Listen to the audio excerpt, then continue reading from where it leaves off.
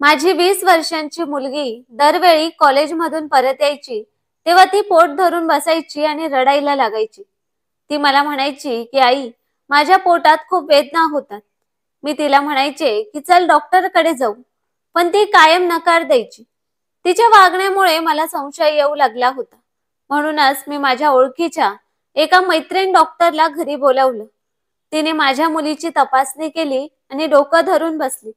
मग ती म्हणाली की तुझ्या मुलीचं लग्न माझ्या मुलासोबत कर, नाहीतर ही मुलगी मरणार. हे ऐकून मी खूप घाबरले. मला माझी मुलगी गमवायची नव्हती, म्हणून मी तात्काळ तिचं लग्न त्या मुलासोबत लावून दिलं. लग्नानंतर माझ्या लक्षात आलं की ती हळूहळू बरी होऊ लागली आहे. माझ्या मनात अनेक शंका निर्माण झाल्या. एके रात्री मी गुपचूप तिच्या खोलीत डोकावून पाहिलं आणि ते पाहून माझ्या पायाखालची जमीनच सरकली. कारण तो मुलगा तर माझं नाव मेघा आहे. आई वडील कधीच आपल्या मुलांसाठी वाईट निर्णय घेत नाहीत आणि त्यांच्या वाईटाचा विचार तर अजिबात करत नाहीत. त्यांची नेहमीच हीच धडपड असते की आपल्या मुलांसाठी सर्वोत्कृष्ट करावं, त्यांच्या आयुष्यात आनंद असावा. पण काही वेळा इतक्या चांगल्या पालकांच्या नशिबीही अशी मुलं येतात जी नंतर खोटे निघतात. माझ्या मुलीचं आयुष्य माझ्या भूतकाळाशी जोडलेलं होतं. मला वाटत होतं की आता सगळं ठीक आहे, पण तसं नव्हतंच. काही वेळा आपला भूतकाळ अनेक वर्षांनी पुन्हा आपल्या समोर उभा राहतो. 20 वर्षांनंतर माझा भूतकाळ पुन्हा माझ्या समोर आला, पण मी काहीच करू शकत नव्हते. मी माझ्या तरुणपणी फसवणूक अनुभवली होती, तीही अशाच एका मुलाच्या हातून. त्याने माझा विश्वास पूर्णपणे उद्ध्वस्त केला. आजही ते क्षण मला आठवतात. आम्ही 2 बहिणी होतो. माझी बहीण माझ्यापेक्षा 2 वर्षांनी मोठी होती. जेव्हा आम्ही कॉलेजला जायला लागलो तेव्हा तिचं वागणं माझ्याशी बदलू लागलं. ती कायम स्वतःतच गर्क असायची.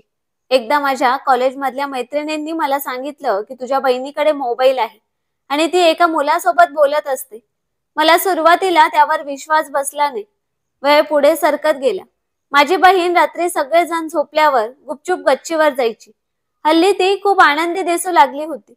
मी एकदा तिला थेट विचारलं की तू इतकी आनंदी का आहेस? काही खास कारण आहे का? तेव्हा ती म्हणाली की असं काही नाही, फक्त आता कॉलेज संपणार आहे याचा आनंद आहे, कारण मला या शिक्षणातून मोकळं व्हायचं आहे. मी तिला विचारलं की तुला तर पुढे शिकायचं होतं, काहीतरी बनायचं होतं, तुझं स्वप्न होतं ना ते? त्यावर ती हसून म्हणाली की वेळेनुसार माणसाची स्वप्न आणि विचार सुद्धा बदलत जातात. एक दिवस माझी आई माझं अंथरूण साफ करत होती, तेव्हा तिला त्यामध्ये एक मोबाईल सापडला. तिने मला विचारायला सुरुवात केली की हा मोबाईल कोणाचा आहे. मी आईला सांगितलं की मला माहित नाही, कुठून आला आणि कोणाचा आहे हेही माहित नाही. तेवढ्यात माझी बहीण बोलली की आई, ही खोटं बोलते आहे, हा मोबाईल हिचाच आहे, मी स्वतः तिच्याकडे पाहिलाय. हे ऐकताच आईने मला जोरात चापट मारली आणि तो मोबाईल लगेच फोडून टाकला. हे सगळं पाहून माझी बहीण हसू लागली. तेव्हा मला कळून चुकलं की माझीच बहीण आपला मोबाईल माझ्याकडे लपवून ठेवत होती, जेणेकरून मी तो शोधू शकणार नाही. असंच एकदा याआधीही झालं होतं. या सर्व प्रकारानंतर आईने मला कॉलेजला जाणं बंद केलं आणि माझ्यावर लक्ष ठेवायला सुरुवात केली. बाबा जेव्हा म्हणाले की मी कॉलेजला का जात नाही, तेव्हा आईने त्यांना सांगितलं की लवकरच परीक्षा आहेत, म्हणून ती घरीच अभ्यास करते आहे. तुम्ही काळजी करू नका, मी सगळं पाहते आहे. एक दिवस बाबांनी सांगितलं की त्यांचा एक मित्र म्हणतो की आता आपल्या मुलींच्या लग्नाची वेळ आली आहे. दीदीचे लग्न बाबांच्या मित्राच्या मुलासोबत ठरलं होतं आणि हे लग्न तिच्या संमतीनेच ठरवलं गेलं होतं. पण आता तिला तो मुलगा आवडत नव्हता. आईने तिला खूप समजावलं, पण ती काहीही ऐकायला तयार नव्हती. त्यावेळी आईला माझ्यावरचा विश्वास बसला की मीच खरं बोलत होते. मग पुन्हा एकदा मी कॉलेजला जायला लागले, कारण संपूर्ण सत्य आता आई समोर आलं होतं. एक दिवस माझ्या दीदीने स्वतः बाबांना सांगितलं की ती स्वतःच्या इच्छेने लग्न करणार आहे आणि काहीही झालं तरी बाबांच्या मित्राच्या मुलासोबत ती लग्न करणार नाही. तिने असंही सांगितलं की त्या घरात तर खाण्यापिण्याचीही नीट व्यवस्था नाही, मग माझ्या इच्छा, माझी स्वप्न ते कशी पूर्ण करतील? बाबांनी सांगितलं की मी माझ्या मित्राला शब्द दिला आहे आणि आता तर आकाशलाही नोकरी लागणार आहे आणि मग माझ्याकडे जे काही आहे ते सगळं तर तुमचंच आहे. मी काय ते सोबत घेऊन जाणार आहे का? आता या विषयावर मी अजिबात काही ऐकणार नाही. पण दीदी आपल्या हट्टावर ठाम राहिली. ती म्हणाली की जर कुणी माझ्यावर जबरदस्ती केली तर मी स्वतःला संपवून टाकीन, पण कोणत्याही परिस्थितीत आकाशशी लग्न करणार नाही. दीदीचं बोलणं ऐकून आई खूप चिंतेत पडली होती. बाबांचे मित्र सुद्धा लग्नासाठी घाई करत होते, कारण त्यांची तब्येत बऱ्याच वेळेपासून बरी नव्हती. त्यांना वाटत होतं की आपल्या डोळ्यासमोरच आपल्या मुलाचं लग्न व्हावं, पण दीदी काही केल्या तयार होईना. एक दिवस दीदी म्हणाली की मी आकाशशी थोडं बोलून येते. आईने तिला सांगितलं की मेघाला सोबत घेऊन जा. त्यावर दीदी चिडून म्हणाली की अखेर किती दिवस तुम्ही मला इथे बंदिस्त ठेवणार आहात? काळजी करू नका, मी घर सोडून कुठेही जात नाहीये. असं म्हणत ती घराबाहेर गेली. संध्याकाळी ती परत आली आणि परतल्यावर खूप आनंदी दिसत होती. हे पाहून आईलाही बरं वाटलं. तिला वाटलं की कदाचित आकाशने तिला समजावलं असावं, कारण आकाशलाही दीदी आवडायची हे आम्हाला माहित होतं. पण कुणालाही ही कल्पना नव्हती की आई वडिलांनी ज्या मुलीवर भरपूर प्रेम केलं, जिच्यावर कधीच बंधनं घातली नाहीत, तीच मुलगी त्यांच्या प्रतिष्ठेला पायदळी तुडवण्याचं काम करणार आहे. मुली या आई वडिलांचं नाव आणि सन्मान असतात. कित्येक वेळा ते आपल्या आई वडिलांच्या मान सन्मानासाठी आपलं प्राण सुद्धा देतात. पण काही मुली अशाही असतात ज्या काही दिवसांच्या प्रेमासाठी आपल्या आई वडिलांच्या प्रतिष्ठेचा विचारही करत नाही. आम्हाला वाटत होतं की दीदी आकाश या तिच्या होणाऱ्या नवऱ्याला भेटायला जाते, पण बाबांना मात्र या गोष्टीची कल्पनाच नव्हती, कारण अशा गोष्टी समाजात चुकीच्या नजरेने पाहिल्या जातात. एक दिवस मी कॉलेजमधून परत येत होते, तेव्हा मी दीदीला एका मुलासोबत दुचाकीवर जाताना पाहिलं.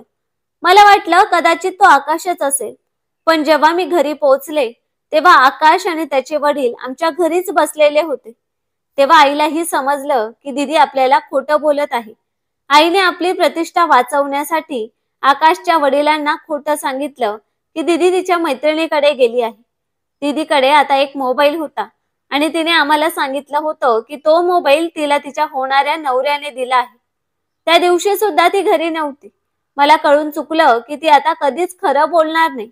ती जे काही करत होती ते अत्यंत चुकीचं होतं, पण तिला अजूनही त्याची जाणीव झाली नव्हती. आकाश शिकलेला होता आणि त्याला चांगली नोकरी मिळणार होती. बाबांचे मित्र आर्थिकदृष्ट्या थोडे कमकुवत होते आणि त्यांची तब्येतही सतत बिघडलेली असे. त्या दिवशी ते आमच्याकडे लग्नाची तारीख ठरवण्यासाठी आले होते.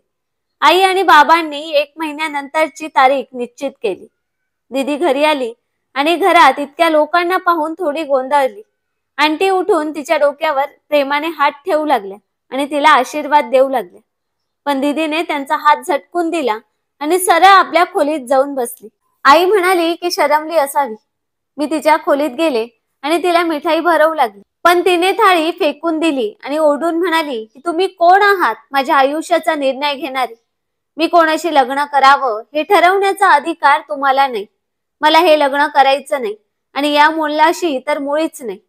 आणि जर तुम्हा सगळ्यांना तो एवढा आवडतो तर तूच जा आणि लग्न कर त्याच्याशी. मी तिला खूप समजावत होते. बाबांना तुझा अभिमान आहे, त्यांनी नेहमी तुझं ऐकलं आहे.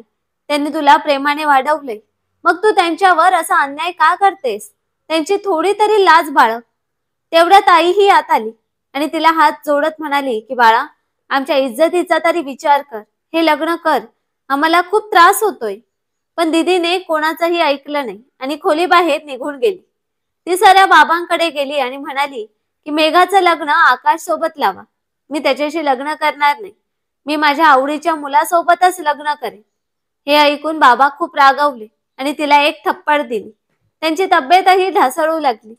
आईने बाबांना समजावलं की तुम्ही काळजी करू नका, ती अजून लहान आहे, नादान आहे. लग्न झालं की सगळं सुरळीत होईल. या वयात मुलांकडून चुका होतातच. आपलं कर्तव्य आहे त्यांना समजावून घेणं आणि त्यांचं भलं करायला मदत करणं. बाबा म्हणाले की माझ्या मनात खात्री बसते की ही आपली अब्रू चिखलात लोळवणार आहे, पण तरी सुद्धा तू तिला स्पष्ट सांगून टाक.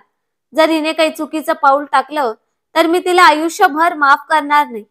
जर हिला स्वतःच्या पसंतीने लग्न करायचं असेल तर माझी एक अट आहे, हिने त्या मुलाला घरी बोलवायचं. त्याच दिवशी मी तिचं त्याच्याशी लग्न लावून देईन आणि तिचा निरोप देईन.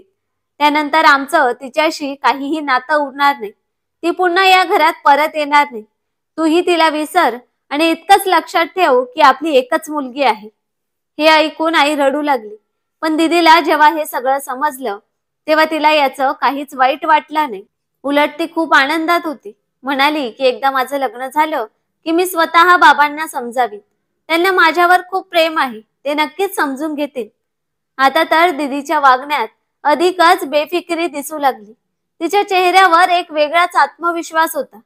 तिने त्या मुलाला फोन केला, पण त्याने फोन उचललाच नाही.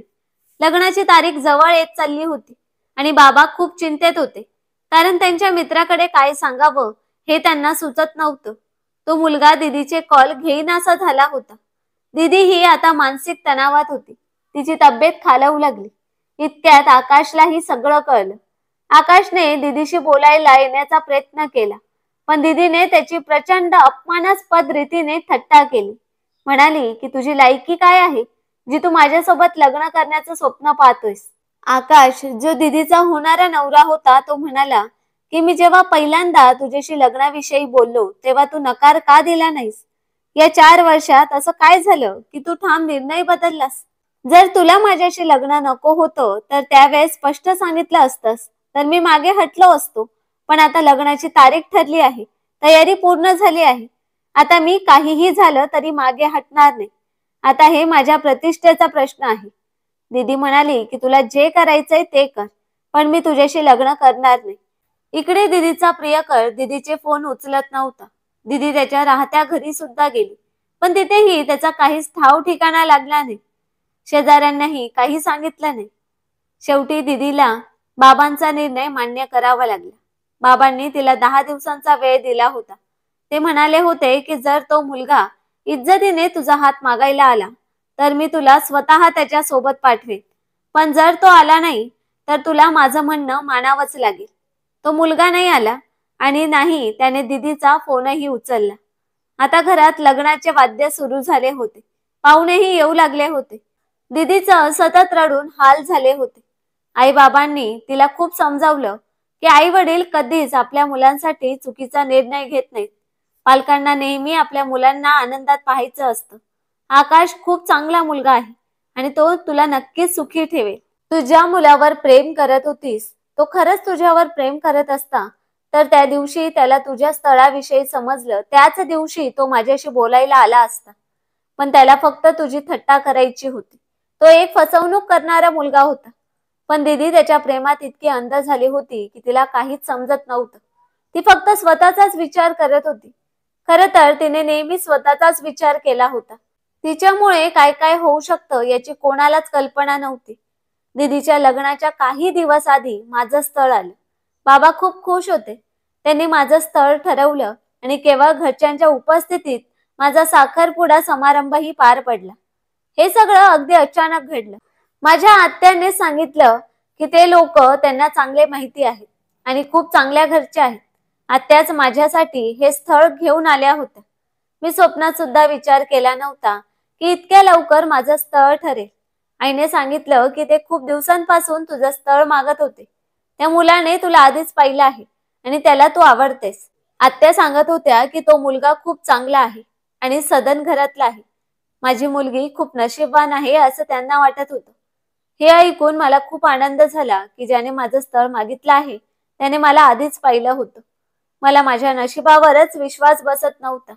जेव्हा दीदीला हे सगळं कळालं तेव्हा ती खूप रागाने म्हणाली की मी तर तुमची सावत्र मुलगी आहे, म्हणून तुम्ही माझं लग्न एका गरीब मुलासोबत लावत आहात, ज्याच्याकडे मला 2 वेळेचं जेवण मिळेल की नाही याचीही खात्री नाही. तो मला गरिबी खेरीज काहीच देऊ शकणार नाही. मी दीदीला समजावलं की नशीब बदलायला वेळ लागत नाही. तू बघच, आकाशला लवकरच चांगली नोकरी मिळेल आणि त्याचंही नशीब बदलेल. मला देवावर पूर्ण विश्वास आहे आणि तूही अशा अशोभनीय गोष्टी बोलू नकोस. एक दिवस माझी नणंद घरी आली आणि तिने तिच्या भावासोबत माझी ओळख करून दिली. त्या दिवशी पहिल्यांदाच माझ्या होणाऱ्या नवऱ्याशी माझं बोलणं झालं आणि कदाचित तेच आमचं पहिलं आणि शेवटचं बोलणं होतं. मला तेव्हा अजिबात कल्पना नव्हती की आता आपल्या घरावर कोणती संकटाची ढगं घोंघावणार आहेत. माझ्या बहिणीच्या लग्नाचा दिवस आला होता. ती खूप अस्वस्थ अवस्थेत बसली होती. माझी चुलत बहीण म्हणाली की तू अशी चेहऱ्यावर नाराजी घेऊन बसली आहेस, जणू काही तुझं लग्न जबरदस्तीने लावलं जातंय. खरं तर हेच सत्य होतं, जे इतर लोकांनाही जाणवत होतं. आईने काही कारण सांगून दीदीला बाजूच्या खोलीत घेऊन गेली. तेवढ्यात वराडही आलं. सगळे वराड पाहायला बाहेर गेले. मी खूप आनंदी होते की माझ्या बहिणीचं लग्न होत आहे. जेव्हा मुहूर्ताची वेळ आली आणि पंडितांनी वधूला बोलवायला सांगितलं, तेव्हा आई दीदीला बोलवायला गेली. पण ती खोलीत नव्हतीच. ती तिथून पळून गेली होती. जाताना एक चिठ्ठी सोडून गेली होती. त्या चिठ्ठीत तिने लिहिलं होतं की तुम्ही मला या लग्नासाठी भाग पाडू शकत नाही. मी माझ्या आयुष्यातली सुख तुमच्यासाठी सोडू शकत नाही. म्हणून मी हे घर सोडून चालले आहे. हे ऐकताच बाबांची प्रकृती बिघडली. बाबांचे मित्र आणि त्यांचं कुटुंब हे सगळं ऐकून हादरले. सगळे वधूच्या येण्याची वाट पाहत होते. पण ती तर आपल्या वडिलांची मान खाली घालून निघून गेली होती. बाबा रडत रडत म्हणत होते की माझी चूक काय होती. मी तिच्या संगोपनात काय कमी केलं होतं की तिने माझ्या इज्जतीचा विचारही केला नाही. आता मी लोकांना काय सांगू, काय उत्तर देऊ की माझी मुलगी लग्नाच्या दिवशी घर सोडून गेली. बाबांचे मित्र म्हणाले की तुम्ही काळजी करू नका. मेघा ही आमच्यासाठी मुलगीच आहे. जर तुमची एक मुलगी आमच्या घराची सून होऊ शकली नाही तर मेघा काय कमी आहे. बाबा माझ्याकडे पाहू लागले. त्यांच्या डोळ्यात एक आशेची झलक होती. हे ऐकून मी आईच्या मिठीत शिरून रडू लागले. मी आईला विनवत होते की असं करू नका. बाबांनीही मित्रांना सांगितलं की मेघाचा तर साखरपुडा होऊन गेलेला आहे. मी त्या लोकांना काय सांगू. तेव्हा मित्र म्हणाले की साखरपुडा झालाय, लग्न नाही. त्यांना सांग की जिच्याशी लग्न ठरवलं होतं तिचंच लग्न दुसरीकडे लावलं आहे. आणि अशा रीतीने अचानकच माझं लग्न आकाश सोबत ठरलं. ज्याच्याशी मी लग्न होईल असं कधी स्वप्नातही विचार केला नव्हता. आज तोच माझ्या समोर नवऱ्याच्या रूपात उभा होता. असं नेहमी मुलींच्या बाबतीत का होतं. त्यांनाच नेहमी त्याग का करावा लागतो. आई वडिलांची अब्रू वाचवण्यासाठी आपल्या दुसऱ्या मुलीच्या स्वप्नांची राख का उडवली जाते. माझ्या बहिणीच्या केलेल्या चुकीची शिक्षा मला भोगावी लागली आणि ती कुठे गेली याचा पत्ता कोणालाच लागला नाही. कुणीही तिची चौकशी केली नाही. बाबांनी ठामपणे सांगितलं की आजपासून ती आमच्यासाठी मेल्यासारखी आहे. आता तिचं या घरातल्या कोणत्याही व्यक्तीशी कोणतंही नातं उरलेलं नाही. मी आई वडिलांच्या आशीर्वादानं सासरे निघून गेले. पण माझा खरा कसोटीचा काळ तर आत्ता सुरू होणार होता. जीवन हे नेहमी त्यांचीच परीक्षा घेतं जे आधीच यातून तुटलेले असतात. आईने मला समजावत सांगितलं होतं की सगळं विसरून आता तुला हे नातं निभवायचं आहे. कारण आता हेच तुझं खरं घर आहे. पण खरं सांगायचं झालं तर एका मुलीचं खरं घर कधीच कुठेही नसतं. ती तर एका ठिकाणाहून दुसऱ्या ठिकाणी जातच असते. लहानपणापासून आई वडिलांच्या घरात परक्याची संपत्ती म्हणून वाढते आणि जेव्हा लग्न होतं तेव्हा सासरचं घरही तिला आपलंसं मानत नाही. सासूबाईंचं बोलणं आजही आठवतंय. त्यांनी स्पष्ट सांगितलं होतं की हे घर तुझं नाही, कारण माझ्या मुलाने तुझ्याशी मजबुरीत लग्न केलं आहे. माझा नवरा जो पूर्वी माझ्या बहिणीचा साखरपुडा झालेला होता आणि तिला प्रेम करत होता, त्याच्यावर दीदीच्या धोक्याचा फार मोठा परिणाम झाला होता. तो खूप रडला होता. त्याचं मन अजूनही दीदीच्या आठवणींमध्ये अडकलेलं होतं. कधी कधी वाटायचं की जेव्हा दीदीने वारंवार लग्न नाकारलं होतं तेव्हा का कोणी थांबलं नाही, का सगळे गप्प राहिले. माझ्या नवऱ्यानेही मला थेट सांगितलं होतं की तो मला पत्नी म्हणून स्वीकारू शकत नाही, कारण जी नाती मजबुरीने बनतात ती कधी यशस्वी होत नाही. तो म्हणाला की त्याला वेळ पाहिजे, जेणेकरून तो या सगळ्यातून सावरू शकेल. जेव्हा मी माहेरी यायचे तेव्हा आई मला समजवायची. बाबा तर मला पूर्वीपेक्षा अधिक प्रेम करू लागले होते, कारण मी त्यांच्या इज्जतीला धक्का लागू दिला नव्हता. एकदा बाबांनी मला सांगितलं की ज्या मुली आपल्या नवऱ्याचं मन जिंकण्याची कला जाणतात त्या कधीच हरत नाहीत. तूही त्याच्या मनात तुझी जागा निर्माण कर. एकदा त्याचं मन जिंकलंस ना की तो आपला भूतकाळ विसरून जाईल. मला माफ कर, मी तुझ्याशी योग्य वागलो नाही. पण आकाश माझ्या मित्राचा मुलगा आहे आणि मी त्याला फार चांगलं ओळखतो. तो खूप सोज्वळ आहे. आज तो धक्क्यात आहे. त्याच्या मनाला दुखापत पोहोचली आहे. पण तू बघच, एक दिवस असा येईल की तू स्वतःच मला सांगशील की बाबा, तुम्ही माझ्यासाठी योग्य निर्णय घेतला होता. हे ऐकून मी बाबांच्या मिठीत शिरून भरभरून रडू लागले. मी नेहमी या प्रयत्नात असायचे की माझ्या नवऱ्याचं आणि सासऱ्यांचं मन जिंकता यावं. माझे सासरे खूप चांगले होते आणि त्यांनी मला मुलीसारखं प्रेम दिलं. पण माझ्या सासूबाई आणि नंदा मात्र मला अजिबात पसंत करत नव्हत्या. असं नाही की मी माझ्या बहिणीपेक्षा कमी देखणी होते, पण त्यांच्या मनात जी नाराजी माझ्या बहिणीमुळे होती तोच राग त्या माझ्यावर काढायच्या. आता माझ्या नवऱ्याला चांगली नोकरी मिळाली होती. कंपनीतर्फे त्याला घर आणि गाडीही मिळाली होती. सासऱ्यांनी आनंदाने सांगितलं की मेघाच्या पावलांनी आपलं घर शुभ झालं आहे. पण घरातल्या इतरांनी या गोष्टीकडे दुर्लक्ष केलं. मात्र मला याचं काहीही वाईट वाटलं नाही, कारण मला माहित होतं की प्रत्येकाला त्याच्या नशिबानुसारच सर्व काही मिळतं. काळ पुढे सरकत होता. मी खूप प्रयत्न करत होते की नवऱ्याच्या मनात माझ्यासाठी थोडी तरी जागा निर्माण होईल. पण जेव्हा जेव्हा मी त्याचं मन जिंकण्याचा प्रयत्न करायचे, तेव्हा तो मला दूर ढकलून द्यायचा. तो स्पष्टपणे म्हणायचा की तू काहीही केलंस तरी माझ्या मनात तुझ्यासाठी जागा होऊ शकत नाही. त्याने सांगितलं की तो योग्य वेळ पाहतोय आणि ती वेळ आली की माझ्या बाबांशी बोलून मला सोडून दे. काही दिवसांनी आईचा फोन आला. बातमी होती की बाबांचं निधन झालं आहे. माझा तर माझ्या कानांवर विश्वासच बसला नाही. मी तिथे चक्कर येऊन बसले. सासऱ्यांनी मला जवळ घेत सांगितलं की बाळ, स्वतःला सावर. आता तुला तुझ्या आईला सुद्धा सावरणं गरजेचं आहे. मी जेव्हा माहेरी पोहोचले तेव्हा बाबांचं पार्थिव समोर होतं. लोक कानात कुजबुज करत होते की जवळची मुलगी घरातून पळून गेली. बिचारा बाप किती दिवस ही अपमानाची बोध सहन करत राहिला. अजून काय काय बोलत होते देव जाणे. आईची मानसिक अवस्था ही खूपच खालावलेली होती. आता आम्हाला आधार देणारा कोणी उरला नव्हता. म्हणूनच माझ्या सासऱ्यांनी सांगितलं की तुझ्या आईला आपल्या घरी घेऊन चल. तिची काळजी घेणं आता तुझं कर्तव्य आहे. आई सुरुवातीला तयार नव्हती, पण तिची एकट्यानं राहण्याची अवस्थाच नव्हती. माझ्या लग्नाला आता 5 महिने झाले होते. एक दिवस अचानक माझ्या फोनवर एका अनोळखी व्यक्तीचा कॉल आला. त्यानंतर काही फोटो पाठवल्या गेले, जे कुठल्याशा मुलासोबत माझे असल्यासारखे बनवून पाठवल्या गेले होते, स्पष्टपणे एडिट केलेले. मी हे सर्व पाहून खूपच आदरले होते की माझे फोटो त्या मुलाकडे गेलेच कसे. तो मला सतत फोन करून धमकावत होता. काही दिवसात मला समजलं की हा तोच मुलगा आहे ज्याच्याशी माझं आधी लग्न ठरलं होतं. मी देवाचे आभार मानत होते की त्याच्यासारख्या फसव्या मुलापासून मी वाचले.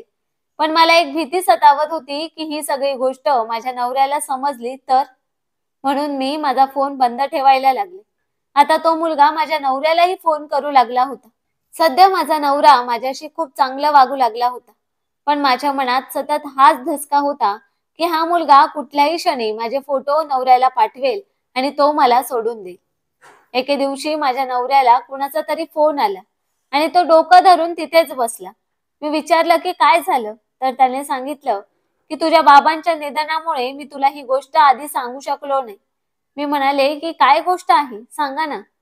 तेव्हा त्याने मला सांगितलं की ज्याच्याशी तुझं लग्न ठरलं होतं तोच तो मुलगा आहे ज्याच्याशी तुझी बहीण लग्न करू इच्छित होती आणि जिने घरातून पळ काढला होता. पण तो मुलगा खरं तर चांगला नव्हता. जेव्हा तुझ्या बहिणीच्या लग्नाची तारीख ठरली होती तेव्हा त्याने तुझ्यासाठी स्थळ पाठवलं होतं, कारण त्याच्याकडे तुझे अनेक फोटो होते जे तुझ्या बहिणीनेच त्याला दिले होते. तुझ्या नावानेच तुझ्या बहिणीने त्याच्याशी बोलायला सुरुवात केली होती. पण काही दिवसांनी तिने सर्व काही त्याला सांगितलं. तेव्हा त्याने म्हटलं की मला काही फरक पडत नाही, मी तुझ्यावरच प्रेम करतो. पण खरी गोष्ट अशी होती की तो मुलगा फक्त तुमच्या बाबांच्या संपत्तीसाठी हे सगळं करत होता. त्याने आधीच जाणून घेतलं होतं की तुमच्याकडे किती जमीन जुमला आहे. तुझी बहीण मात्र समजत होती की तो तिच्यावर खरोखर प्रेम करतो, म्हणून तो सांगेल ते ती करत गेली. लग्नाच्या दिवशीही त्याच्याच सांगण्यावरून तिने घरातून पळ काढलं. पण जेव्हा त्याने तिच्याशी संपत्तीबाबत बोलायला सुरुवात केली तेव्हा त्याला समजलं की सर्व काही माझ्या नावावर आहे, कारण बाबांनी आधीच माझ्या नावावर मालमत्ता केली होती. त्या मुलाचा हेतू होता की दोघी बहिणींनाही फसवायचं आणि मग एकीकडून लग्न करून आणि दुसरीला भावनिक गुंतवणुकीत अडकवून संपत्तीवर ताबा मिळवायचा. पण त्याचा हा डाव फसला. मग त्याने मला माझ्या फोटोद्वारे ब्लॅकमेल करायला सुरुवात केली. त्याने घरातही एडिट केलेले फोटो दाखवले. माझ्या नवऱ्याला वाटलं की मी सुद्धा बहिणीसारखीच फसवणूक करणार. पण जेव्हा तो माझ्या नंबरवर फोन करायचा, मी गडबडून फोन बंद करायचे. हे माझ्या नवऱ्याच्या लक्षात आलं. मग एक दिवस त्याने माझ्या मोबाईलमधून त्या मुलाचा नंबर घेतला आणि आपल्या मित्रामार्फत त्या नंबरबाबत सर्व माहिती शोधून काढली. शेवटी तो त्या मुलापर्यंत पोहोचला. माझा नवरा मला म्हणाला की ज्या दिवशी तुझ्या बाबांचं निधन झालं त्याच्या दुसऱ्याच दिवशी तुझ्या बहिणीचा मला फोन आला होता. ती मला तिच्या केलेल्या चुका मान्य करत माफी मागत होती. तिने सांगितलं की त्या मुलाने तिला फसवलं आहे. तो म्हणत होता की आपल्या वडिलांकडून पैसे घेऊन ये, पण सगळं काही तर मेघाच्या नावावर आहे, मग पैसे कुठून आणू. त्या मुलानं तिला घरातून ढकलून दिलं आणि तिच्याशी लग्नही केलं नाही. तुझी बहीण आता पुन्हा घरात यायचं म्हणते आणि तो मुलगा सध्या तुरुंगात आहे. तो आधीपासूनच लग्न केलेला होता आणि त्याला मुले सुद्धा होती. त्याच्या बायकोनेच त्याच्यावर खटला दाखल केला आणि मला सगळं सांगितलं. मी माझ्या नवऱ्याला विचारलं की तुम्ही एकदाही विचारलं नाही की तो मुलगा माझ्याबद्दल खरे बोलतोय की खोटं. तेव्हा माझ्या नवऱ्याने सांगितलं की तुझ्या बाबांनी मला एकदा सांगितलं होतं की माझ्या मुलीवर कधी शंका घेऊ नकोस. फक्त ती माझी मुलगी आहे म्हणून नाही, तर तिने आपल्या वडिलांची इज्जत वाचवली आहे. आता ती आपल्या घराची सुद्धा इज्जत आहे. तू तुझा भूतकाळ विसर आणि मेघाला स्वीकार. जी मुलगी आपल्या वडिलांच्या इज्जतीसाठी आपलं डोकं झुकवते ती खरी प्रेम करणारी आणि निष्ठावान असते. ती कधीही तुझा विश्वासघात करणार नाही. माझा नवरा माझी माफी मागू लागला आणि मला जाणवलं की माझ्या बाबांनी खरंच योग्य निर्णय घेतला होता. आकाश खरोखर खूप चांगला आहे आणि मी त्याच्यासोबत खूप सुखात आहे. त्यानं माझ्या तोंडून काही न ऐकता स्वतःहून सगळं सांभाळून घेतलं. नाहीतर काय झालं असतं कोणास ठाऊक. एक दिवस माझी बहीण घरी आली आणि सगळ्यांची माफी मागू लागली, पण कुणीही तिला माफ केलं नाही. ती आता ठिकठिकाणी भटकत आहे. माझ्या लग्नाला 3 वर्ष झाली होती आणि मी गरोदर होते. आता माझी सासू सुद्धा माझ्याशी प्रेमाने वागू लागली होती. माझी खूप काळजी घ्यायची. मी ही सगळं विसरून नव्या जीवनाला सुरुवात केली. काही दिवसातच माझ्या घरी एक गोंडस मुलगी जन्माला आली. माझा नवरा खूप आनंदी होता. असाच वेळ सरकत गेला आणि माझी मुलं शाळेतून कॉलेजपर्यंत पोहोचली. माझी 4 मुलं होती आणि माझी मोठी मुलगी सगळ्यात पहिली होती. तिच्या जन्माच्या वेळी घरात खूप आनंद होता. पण जसजशी ती मोठी होत गेली तसतशी ती चिडचिडी व्हायला लागली. भावांशी सतत भांडायची आणि आमच्याशीही नीट बोलायची नाही. मला समजत नव्हतं की ती माझ्यापासून इतकी दूर का होत चालली आहे. जेव्हा मी माझ्या मुलीला विचारले की ती इतकी चिडचिडी का झाली आहे, तेव्हा ती फक्त म्हणायची की आई, तुम्ही नेहमी माझ्या मागे लागलेले असतात. ती कायम आपल्या खोलीत एकटी राहायची, कुणाशी बोलायची नाही. एकदा तिच्यासाठी एक स्थळ आलं, पण आम्ही नकार दिला कारण ती अजून शिकत होती आणि आम्हाला तिचं लग्न लावण्याचा अजिबात विचार नव्हता. पण तरीही ते लोक पुन्हा पुन्हा स्थळ घेऊन आमच्या घरी यायला लागले. आम्ही नकार दिल्यावर ते धमक्या देऊ लागले. माझ्या नवऱ्याने त्या लोकांची चौकशी केली आणि जे समोर आलं त्याने माझ्या पायाखालची जमीनच सरकली. एवढ्या वर्षानंतर माझा भूतकाळ पुन्हा माझ्या समोर उभा ठाकला होता. माझी 20 वर्षांची मुलगी जेव्हा कॉलेजवरून घरी यायची तेव्हा ती पोट धरून रडायची आणि म्हणायची की माझ्या पोटात खूप दुखतंय. मी तिला म्हणायचे की आपण डॉक्टरकडे जाऊया, पण ती नकार द्यायची. म्हणून मी ठरवलं की माझी एक डॉक्टर मैत्रीण आहे, तिला घरी बोलावून तपासणी करून घेते. जेव्हा तिने माझ्या मुलीला तपासणी केली तेव्हा ती डोकं धरून बसली आणि मला म्हणाली की तुझ्या मुलीचं आजच माझ्या मुलासोबत लग्न लाव, नाहीतर ती वाचणार नाही. मी खूप घाबरले होते. मला माझी मुलगी गमवायची नव्हती म्हणून मी त्याच दिवशी तिचं लग्न लावून दिलं. पण मला एक गोष्ट खूप विचित्र वाटत होती. लग्नानंतर ती ठणठणीत बरी झाली होती. मला हे कोडं उलगडायचं होतं. म्हणून एक दिवस मी तिच्या खोलीत शांतपणे डोकावलं आणि तिथे मला तोच मुलगा दिसला ज्याने माझ्या बहिणीला फसवलं होतं आणि माझंही आयुष्य उद्ध्वस्त करण्याचा प्रयत्न केला होता. माझ्या नवऱ्याने मला समजावलं की आपल्या मित्रमैत्रिणींच्या बोलण्यावर विश्वास ठेवू नकोस. आपल्या मुलीला काहीच झालेलं नाही, ती व्यवस्थित बरी होईल. पण मी काहीच ऐकलं नाही. ज्याच्यावर विश्वास ठेवला त्यानेच माझा विश्वास तोडलाय, मग ती माझी मैत्रीण असो किंवा माझी स्वतःची मुलगी. जेव्हा मी त्या खोलीत प्रवेश केला तेव्हा माझ्या मुलीचा चेहरा फिकट झाला. ती म्हणाली की आई, मी विनयवर खूप प्रेम करते म्हणून मी हे सगळं नाटक केलं. कृपया मला माफ करा. मी तिला सांगितलं की तू अगदी तुझ्या मावशीसारखीच वागलीस. तिनेही आपल्या आई वडिलांना फसवलं आणि पळून गेली होती आणि हाच मुलगा तर त्याच बापाचा मुलगा आहे, असा साप जो चावल्याशिवाय राहत नाही. जेव्हा माझ्या नवऱ्याला हे सगळं समजलं तेव्हा त्यानं आमच्या मुलीला घरातून हाकलून दिलं.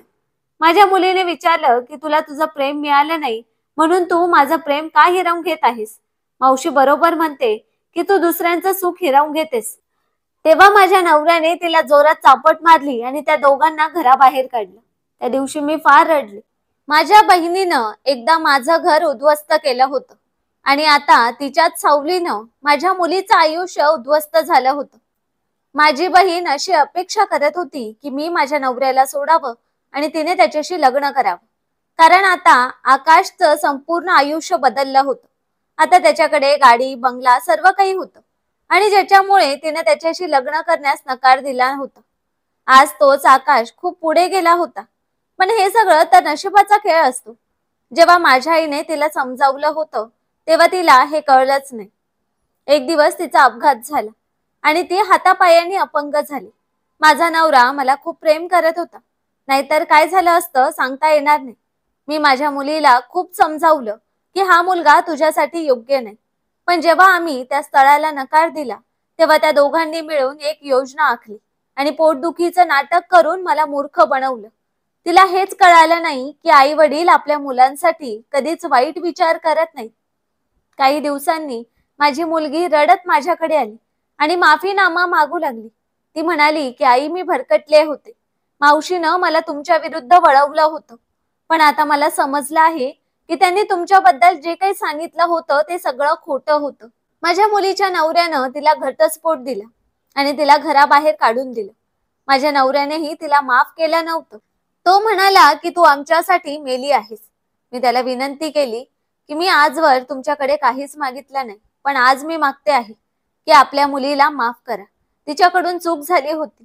ती पश्चाताप करते आहे. ती लग्न करूनच त्या घरातून गेली होती. मुलं कितीही मोठी चूक करतील तरीही आई वडिलांसाठी ते नेहमी लाडकेच असतात. शेवटी माझ्या नवऱ्यानंही तिला माफ केलं. मुलांनीही हे लक्षात ठेवलं पाहिजे की ज्यांनी त्यांना जन्म दिला त्यांनी स्वतःच्या इच्छा मारून त्यांच्यासाठी आयुष्य घडवलं आहे. आई वडिलांचा आपल्या आयुष्यात सगळ्यात मोठा अधिकार असतो. जर कोणी बाहेरचा येऊन म्हणाला की तो तुमच्यावर खूप प्रेम करतो तर तो खोटं बोलतोय. कारण आजच्या जगात कुणीही कुणावर खरं प्रेम करत नाही. सगळे फक्त आपलं मन रमवतात आणि मग निघून जातात. म्हणूनच कोणावर विश्वास ठेवताना खूप वेळा विचार करा. तर मित्रांनो, कशी वाटली कथा कमेंट करून नक्कीच सांगा. कथा आवडली असेल तर व्हिडिओला लाईक आणि चॅनलला सबस्क्राईब करायला विसरू नका. धन्यवाद.